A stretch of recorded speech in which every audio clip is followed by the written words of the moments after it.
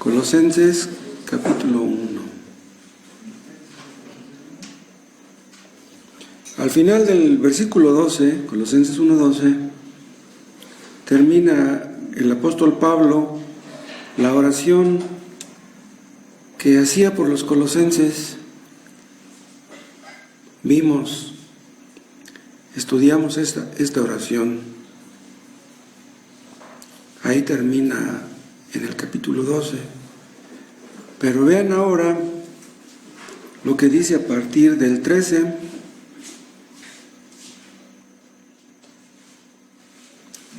En el versículo 12 habla de darle gracias a Dios, porque nos hizo aptos para participar de la herencia de los santos en luz, la glorificación futura. Dios hizo eso, y luego dice en el 13, el cual nos ha librado de la potestad de las tinieblas y trasladado al reino de su amado Hijo, en quien tenemos redención por su sangre, el perdón de pecados. Él es la imagen del Dios invisible, el primogénito de toda creación, porque en Él fueron creadas todas las cosas, las que hay en los cielos y las que hay en la tierra, visibles e invisibles, sean tronos, sean dominios, sean principados, sean potestades. Todo fue creado por medio de Él y para Él. Y Él es antes de todas las cosas, y todas las cosas en Él subsisten.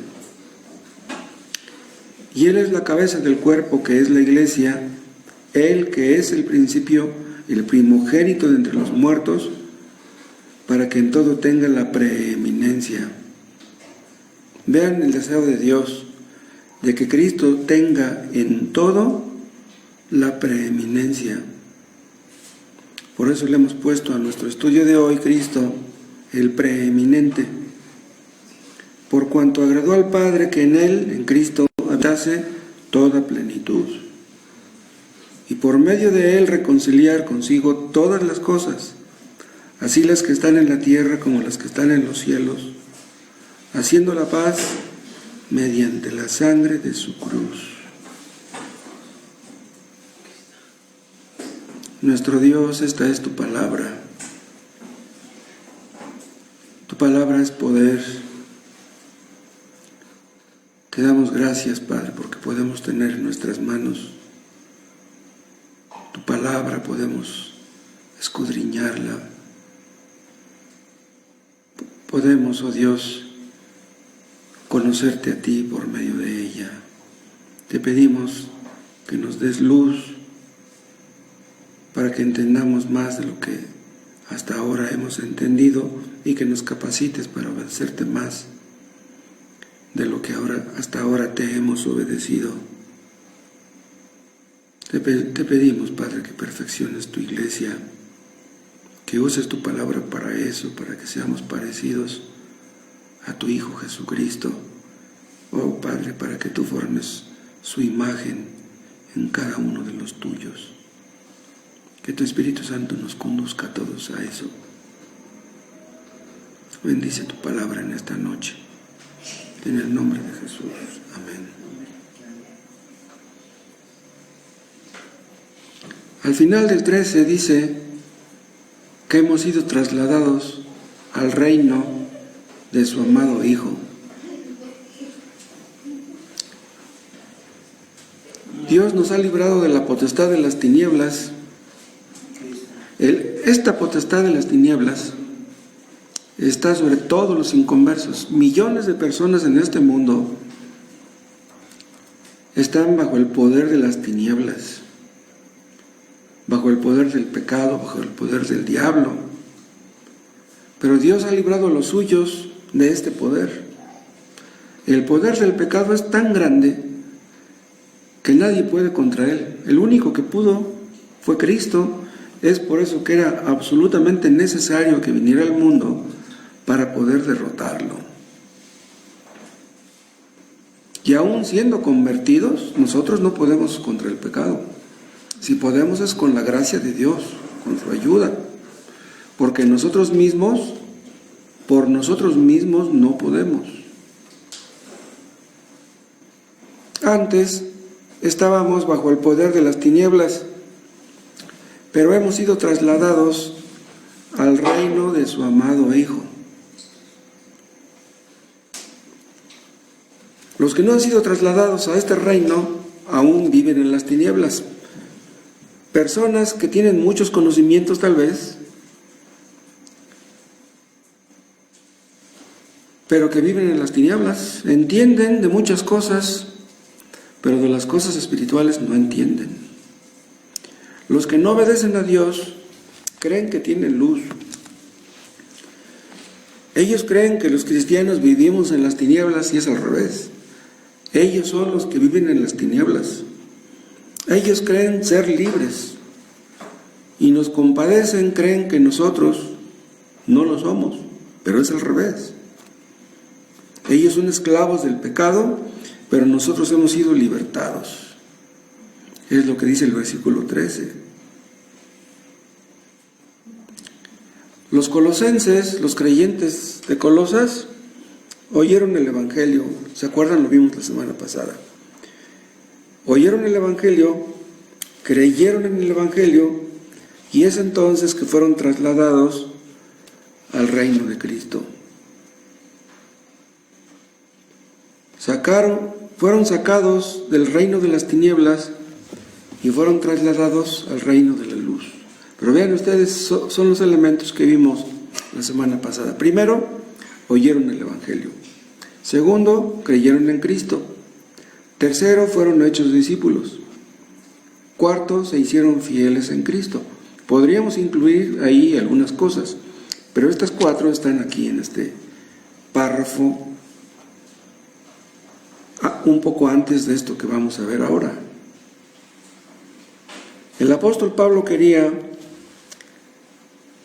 que quedara bien grabado en sus mentes de estos colosenses que Cristo era todo lo que ellos necesitaban para la salvación. Y veíamos que esto era dicho en contra de lo que tenían en mente los falsos maestros. Los falsos maestros pensaban que los colosenses tenían algo bueno. No negaban que Cristo fuera un buen maestro, pero los falsos maestros negaban que Cristo era todo o fuera todo lo que ellos necesitaban. Pero hermanos, lo mismo que Pablo les dice a los colosenses, nos dice a nosotros. Todo lo que necesitamos es a Cristo. Teniendo a Cristo, no necesitamos a nadie más.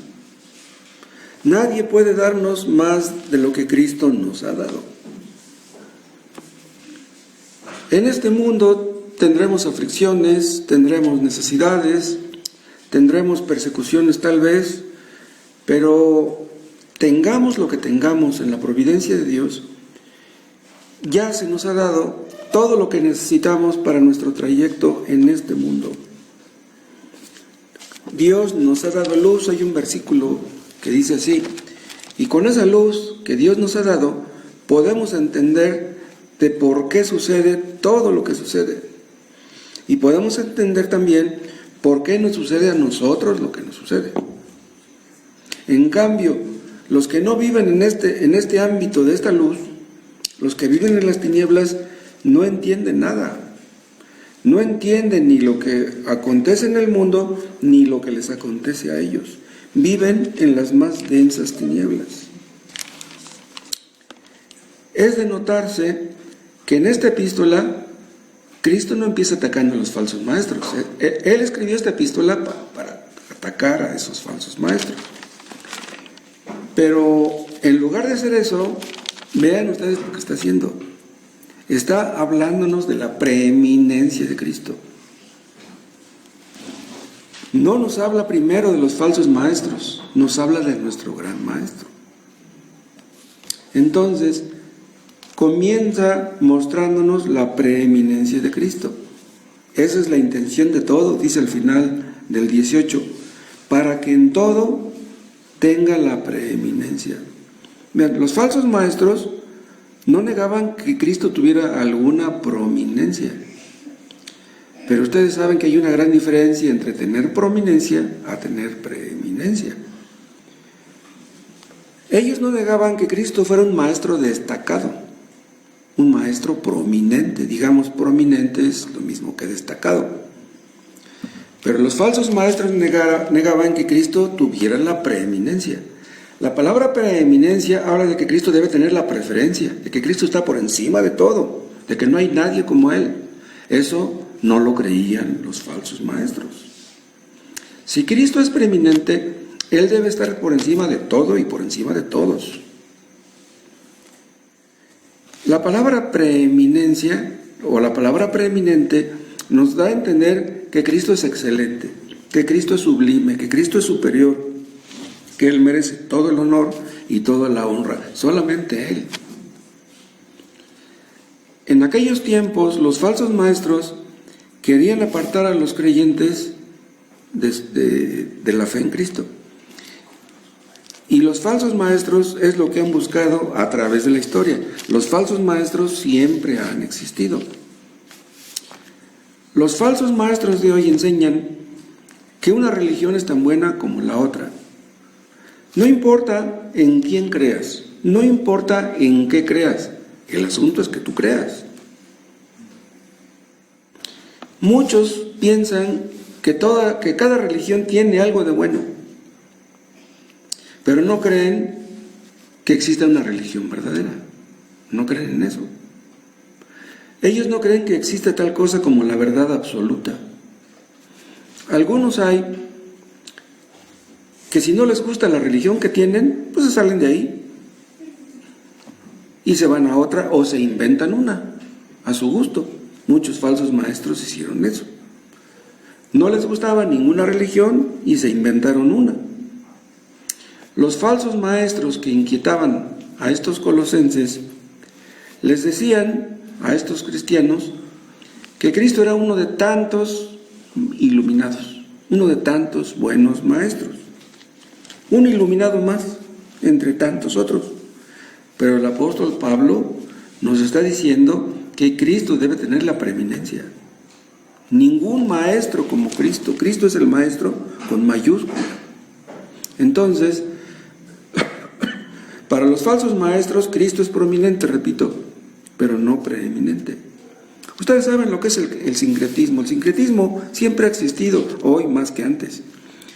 El sincretismo trata de sacar de una religión lo mejor y juntarlo con lo mejor de otra.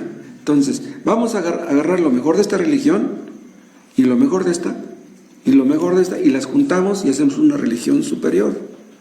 Eso es lo que hace el sincretismo. Y es por eso que muchas religiones hoy están llenas de misticismo, de religiones orientales, de filosofía, de psiquiatría. Agarran algo de aquí y de allá, y a la mera hora a Cristo lo hacen a un lado. O bueno, algo hablan de Cristo, pero lo mezclan con tantas enseñanzas que diluyen a Cristo, vamos a decirlo de esta manera. Entonces, son religiones que están despojando a Cristo de su preeminencia. Exactamente lo que hacían los fariseos. Para los fariseos de tiempos de Cristo, Dios era importante, pero no era lo más importante. Y Cristo les dijo: ustedes de labios me honran, pero su corazón está lejos de mí. A propósito, ese texto, acuérdense, en ese texto Cristo no dice: ustedes de labios honran a Jehová, pero su corazón lejos está de Él. No, Cristo dijo: ustedes de labios me honran. Esa frase da a entender que Cristo es Jehová, porque los judíos supuestamente honraban a Jehová. Pero los judíos de aquel tiempo y los fariseos de este tiempo hacen lo mismo, traicionan a Cristo con un beso. Dicen que lo aman, pero como lo despojan de su preeminencia, entonces lo están negando, lo están traicionando. Vean ustedes lo que dice Pablo aquí mismo en Colosenses, pero en el capítulo 2, en el versículo 4.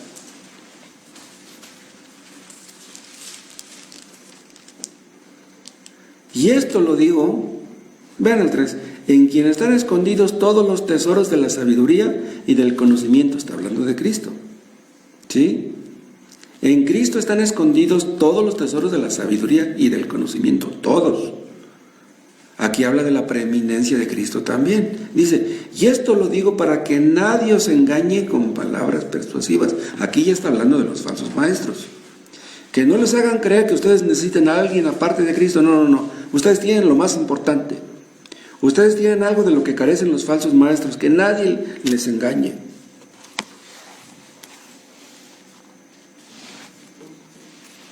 Este capítulo 1 de Colosenses nos habla mucho de cristología. La cristología pues, es una de las ramas de la teología que los maestros de escuelas teológicas pueden pasarse meses estudiando la cristología. Pero aquí en este capítulo tenemos mucha enseñanza acerca del asunto. Por ejemplo, aquí pueden ustedes ver que Cristo es el Salvador. Eso lo pueden ver en el versículo 13, 1:13 y en el versículo 14. Cristo es nuestro Salvador. Y luego, en el versículo 13 dice, el cual nos ha librado. Entonces, Cristo nos ha librado. Y luego al final del 13 dice, trasladado al reino de su amado Hijo. Es Dios el que lo ha hecho. Y es Cristo también, junto con Él. Y en el 14 habla de que nos ha redimido, en quien tenemos redención, y al final del 14 dice que tenemos el perdón. ¿Sí? Entonces Cristo nos ha librado, nos ha trasladado, nos ha redimido y nos ha perdonado. Vamos a ver brevemente algunos de estos puntos y luego vamos a pasar al siguiente. Entonces vean, en primer lugar, hemos sido librados. Esta palabra griega, palabra librados, quiere decir que Dios nos ha librado de un peligro. Que Dios nos ha rescatado de un peligro. ¿Y cuál es este peligro? Es del poder del pecado y del infierno, a fin de cuentas. Y de estas dos cosas ningún ser humano puede librarse a sí mismo. No podemos librarnos del poder del pecado. Por muy inteligente que tú seas, por muchos estudios que tú tengas, tú no puedes dejar de pecar. Tú eres esclavo del pecado, eres prisionero del pecado. Los hombres no podemos librarnos por nosotros mismos ni del poder del pecado, ni del poder del pecado, ni de la culpa tampoco. Es algo que solamente Cristo pudo hacer viniendo a vivir una vida santa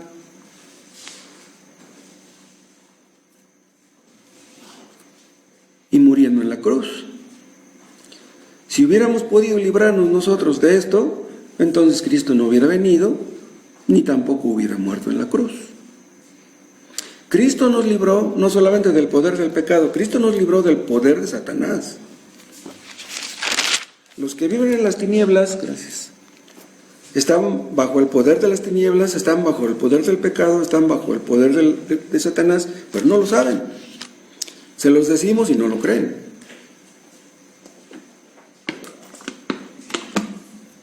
Había falsos maestros, los gnósticos en aquel tiempo, que ellos decían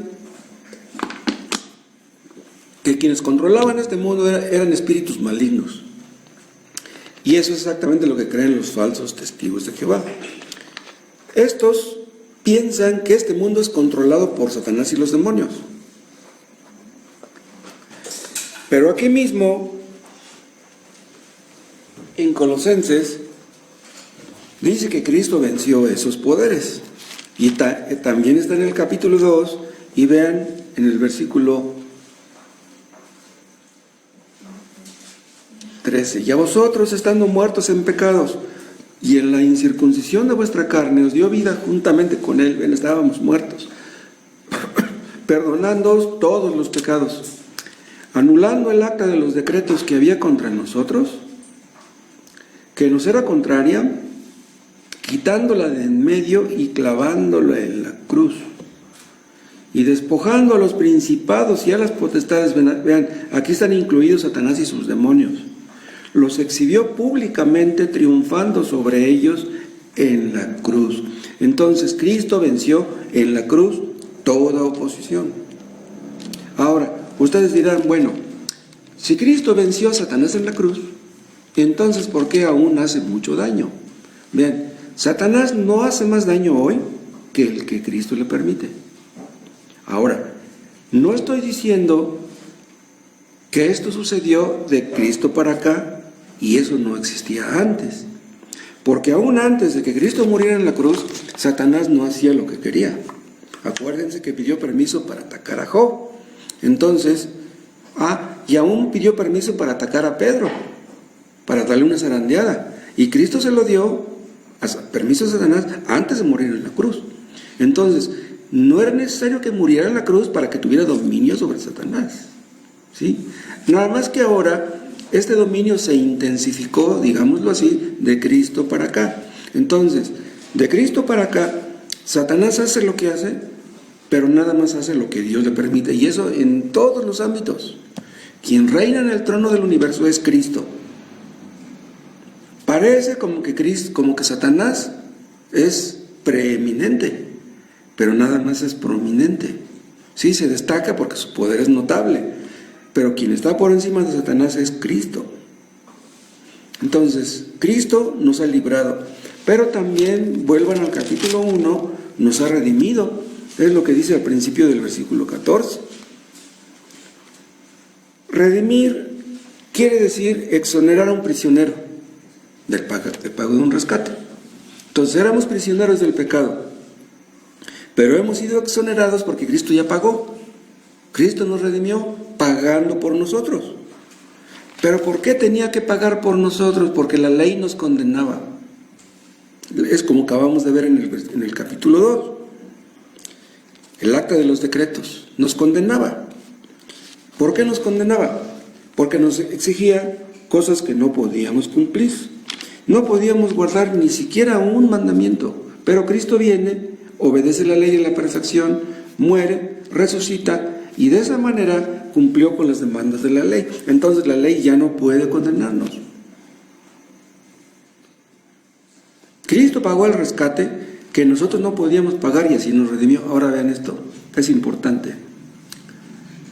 Antes de ser convertidos, no podíamos guardar la ley. Nadie puede guardar la ley. Pero ahora que ya hemos sido convertidos, ¿podemos guardarla? ¿A la perfección? Tampoco. Pero de todas maneras, Cristo pagó por nosotros y así nos redimió. Entonces estamos exentos de ese pago porque Cristo ya lo hizo. Pero vean, Satanás todavía trata de acusarnos. Acuérdense, la palabra Satanás quiere decir acusador. Satanás aún trata de acusarnos. ¿Por qué? Vean, él sabe que aún siendo convertidos no somos perfectos. Fallamos, si no de una manera, fallamos de otra. Pero Satanás no puede condenarnos. Puede acusarnos, pero no puede condenarnos. ¿Por qué? Porque Cristo cumplió en nuestro lugar y ya no estamos obligados a cumplir aquello para poder ser salvos. Entonces Cristo nos ha redimido, pagó la gran deuda. Y no solamente pagó por nuestra gran deuda. Vean lo que dice al final del versículo 14. El perdón de pecados. Tenemos redención, hemos sido redimidos, pero también tenemos el perdón de nuestros pecados. Aquí pueden ver ustedes en este versículo, pero también en otros, que la redención siempre viene junto con el perdón. Por ejemplo, vean ustedes en Efesios, en el capítulo 1.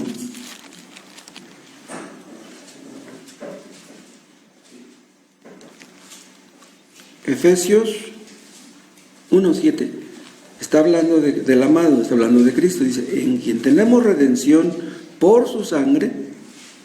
Y dice, el perdón de pecados. Ven, aquí está claramente relacionada la redención con el perdón, según las riquezas de su gracia. O sea, porque guardamos la ley, porque merecíamos ser perdonados, no.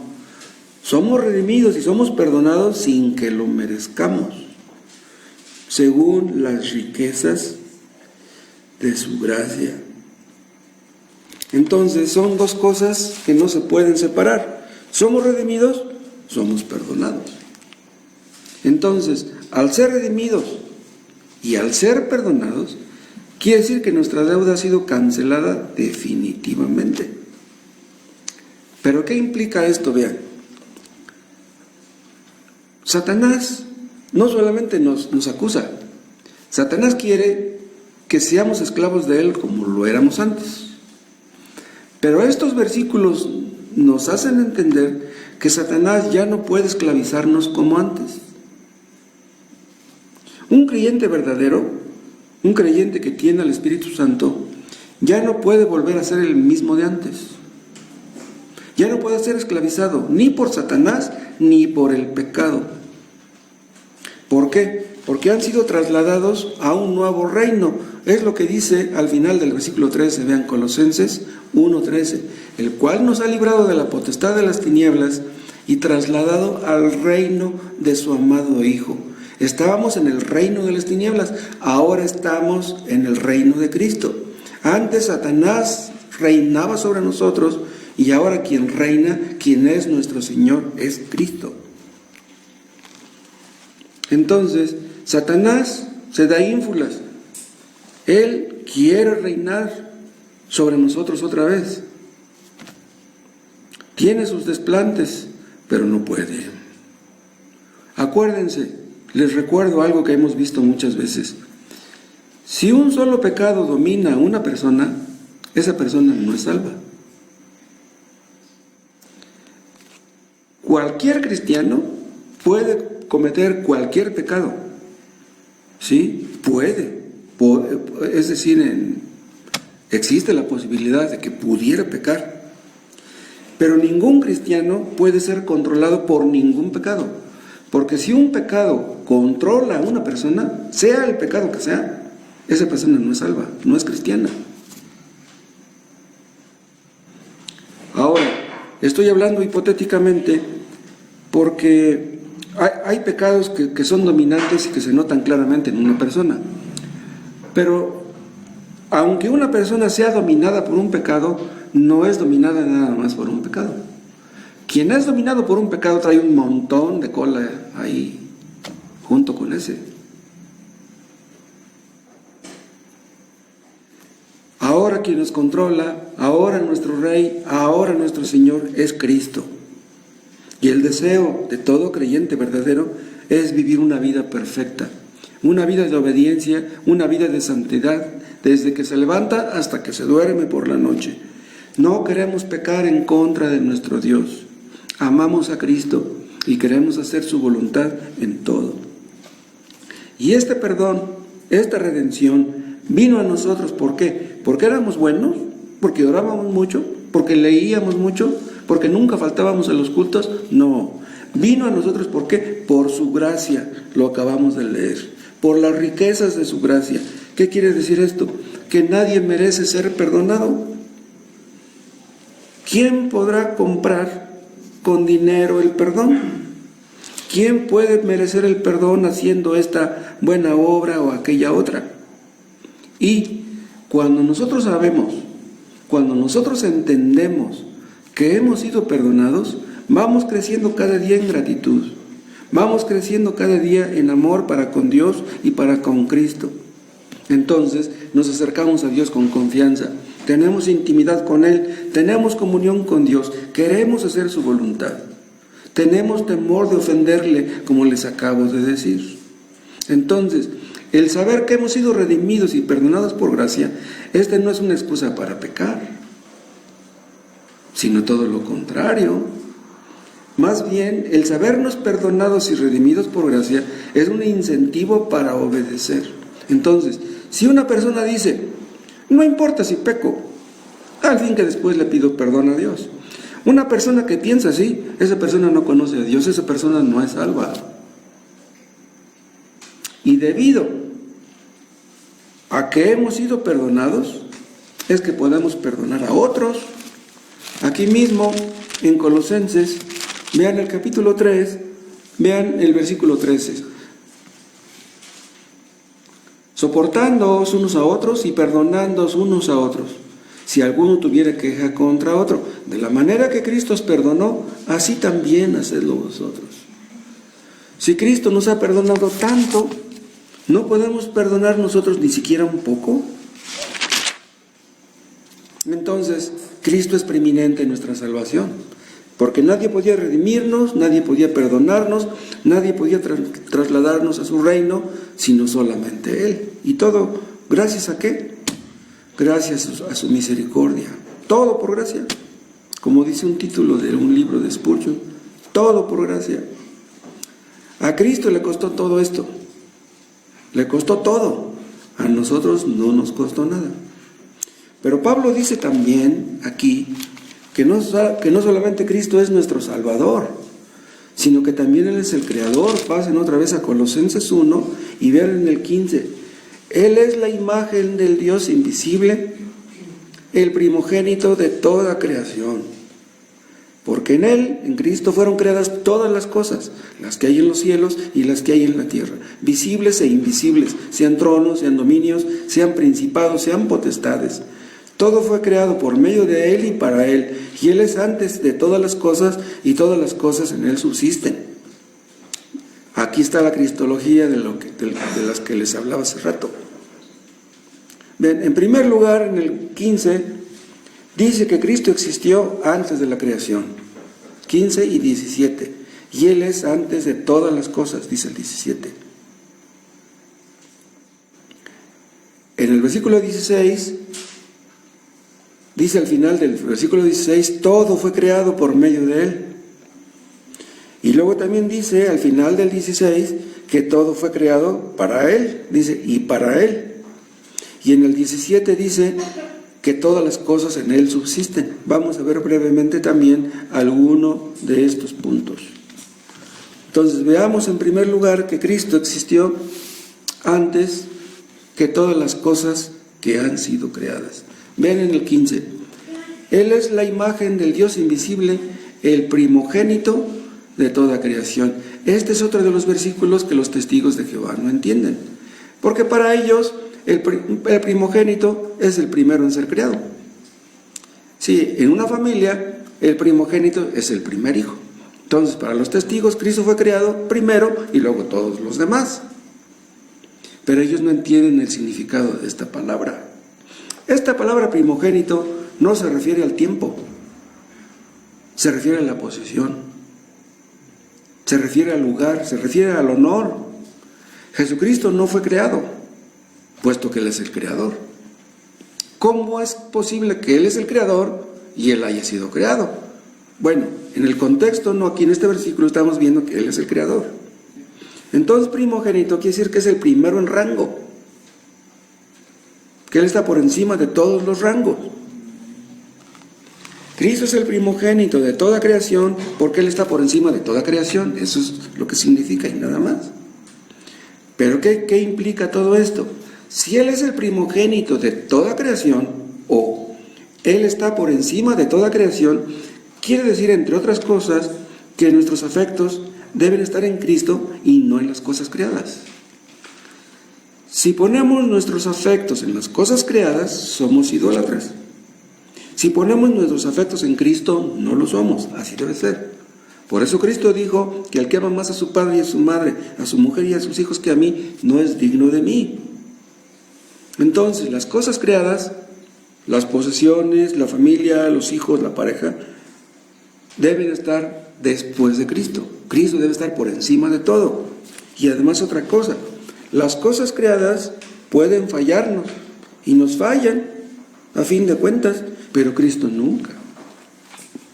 Los falsos testigos dicen que Cristo fue un ángel, o sea, un ser creado. Todos los ángeles fueron creados, pero no quieren aceptar que Cristo es Dios. ¿Y por qué no quieren aceptarlo? Porque saben sus implicaciones. Si reconocen o tuvieran que reconocer que Cristo es Dios, tendrían que doblar sus rodillas ante Él, pero no lo quieren hacer.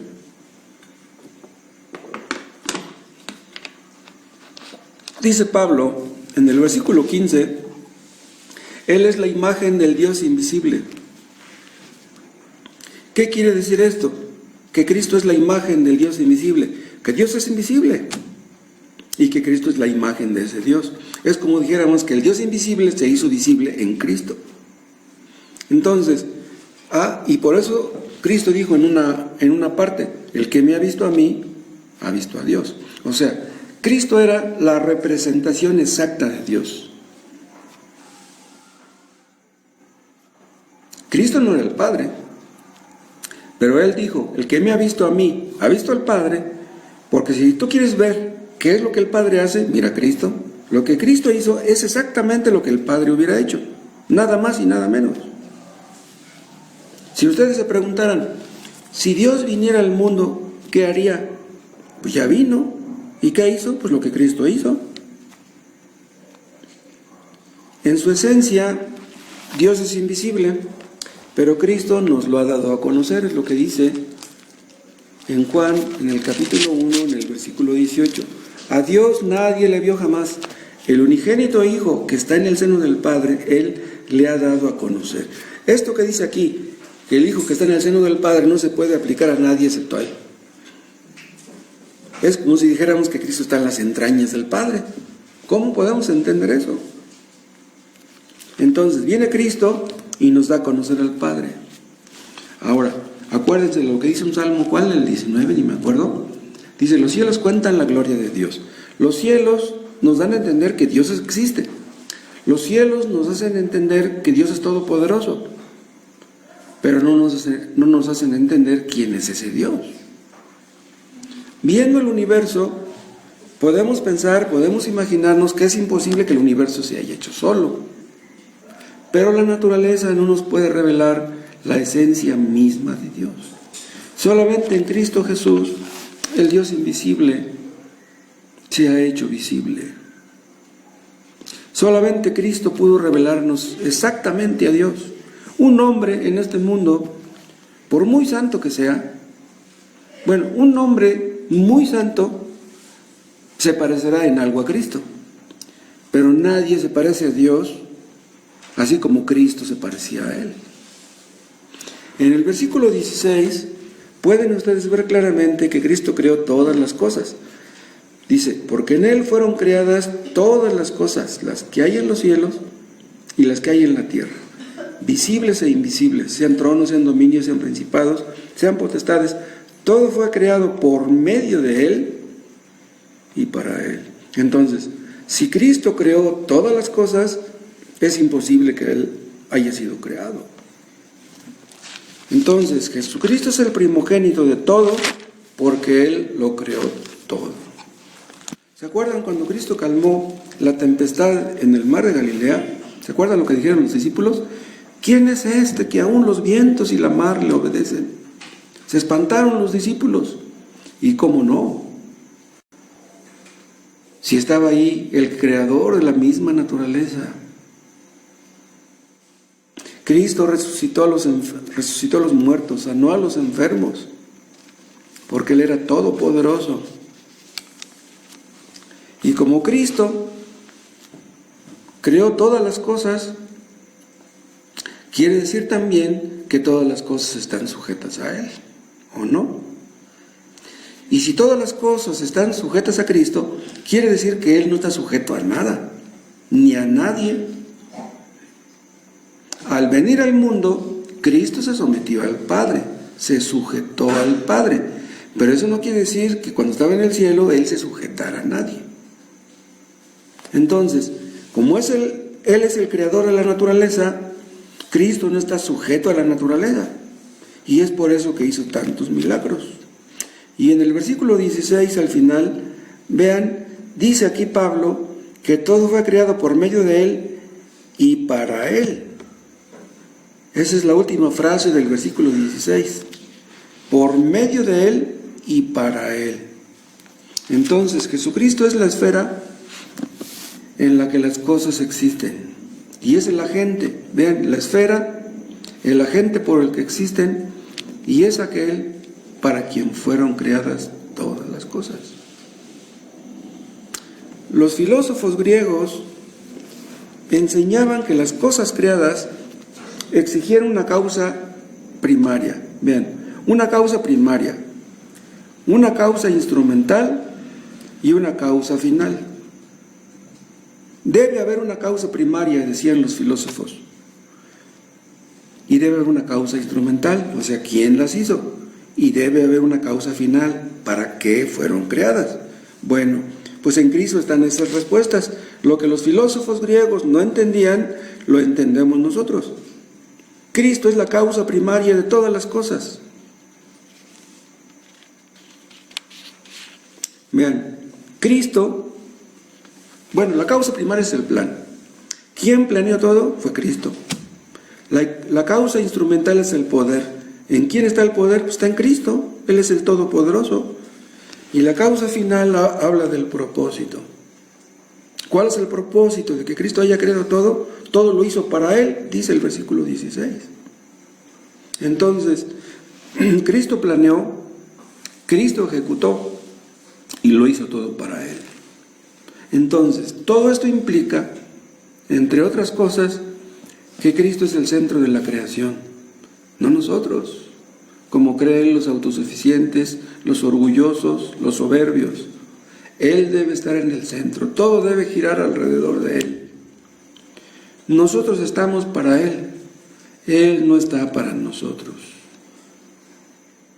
Nosotros estamos para servirle a Él y no a Él para servirnos a nosotros. Debemos pedirle a nuestro Dios que nos enseñe a servirle como Él merece. Para eso fuimos creados y es por eso que tiene propósito la vida. Todos los que viven para sí mismos nunca pueden entender este propósito. No saben para qué vinieron al mundo. Y la cuarta cosa que Pablo dice aquí, que menciona en este párrafo, es que todas las cosas en Él subsisten, como leemos en el versículo 17. Y Él es antes de todas las cosas, y todas las cosas en Él subsisten. ¿Qué quiere decir que en Él subsisten? Que todas las cosas tienen cohesión en Él, o permanecen en Él, o se mantienen unidas en Él. Si le preguntan a un científico qué es lo que mantiene unido a un átomo, los científicos no lo saben. Ningún científico lo sabe. Los únicos científicos que entienden esto son los científicos cristianos. Aquí en Colosenses estamos viendo que Cristo creó la materia. ¿Y quién es quien mantiene unida la materia? Es Cristo. Como Cristo es el creador de todas las cosas, Él puede mantenerlas fijas en su lugar. Las cosas están donde Dios quiere que estén, donde Cristo las ha puesto, donde Él quiere que estén. ¿Qué sucedería si Cristo no diera cohesión a todas las cosas? Que las cosas ya se hubieran desintegrado ¿desde cuándo? Entonces podemos decir con toda confianza que este mundo es el mundo de nuestro Dios. Él tiene en sus manos este mundo, nos tiene a cada uno de nosotros, a cada uno de los habitantes de este mundo, les guste o no. Hay una parte donde Cristo dice, ¿no me es lícito hacer lo que quiera con lo mío? ¿Quién va a decir que no? Si Él nos hizo, si le pertenecemos, si somos de su propiedad, Él puede hacer lo que quiera con lo nuestro. Él es nuestro dueño, Él es nuestro Señor, Él es nuestro soberano. Y acuérdense ustedes, desde el primer libro de la Biblia hasta el último, leemos acerca de la soberanía de Dios. Dios creó este mundo, dice el primer capítulo de Génesis, cuando quiso y como quiso. Y si ustedes leen el último libro de la Biblia, ¿cuándo acabará este mundo? Cuando Dios diga, como Dios diga. Dios no consulta con nosotros, no consultó para crear el mundo, ni tampoco va a consultar cuando acabe con esto. Para hacer las cosas, Dios no consulta con sus criaturas. Él está por encima de todas ellas, Él es el preeminente. En este mundo han habido algunos cristianos prominentes, algunos cristianos destacados, pero preeminente solamente Cristo. Cristo todo lo sabe, Cristo todo lo puede, Cristo todo lo ve. Él es el Dios verdadero. No hay ninguno como Cristo, ninguno como nuestro Dios. En verdad que tiene la preeminencia. Lo que debemos hacer, hermanos, es inclinarnos delante de un Dios tan grande, de un Salvador tan grande, de un Creador tan grande. Si ustedes no han doblado sus rodillas ante Jesús, háganlo ahora. Si ustedes nunca reconocieron sus pecados antes, reconózcanlos ahora. Si ustedes nunca se arrepintieron antes, háganlo ahora. Y Él los recibirá con los brazos abiertos. Entrégale tu vida a Cristo. De todas maneras, le pertenece a Él, porque todo le pertenece a Él. Entonces, entreguémosle nuestra vida, nuestra voluntad, nuestro corazón. Oh Padre Celestial, líbranos de retenerte algo, líbranos de retenerle algo a Él, de negarle algo. Oh, gracias porque Él es nuestro Dios, nuestro Creador, nuestro Salvador, nuestro Libertador, porque Él debe tener la preeminencia. Hazlo así en cada uno de nosotros, de todos los hermanos que escuchen en casa. Que Él reine, que Él tome el control de cada una de las familias de esta iglesia, de cada uno de los hombres, de cada una de las mujeres y aún de nuestros hijos, y que tu nombre reciba toda la gloria. Gracias por Cristo. Oh, que Él sea cada día más precioso ante nuestros ojos. Que a esto nos conduzcan estos estudios en Colosenses. Gracias por tu respuesta. En el nombre del Señor Jesús. Amén. Nos vemos el domingo a la misma hora.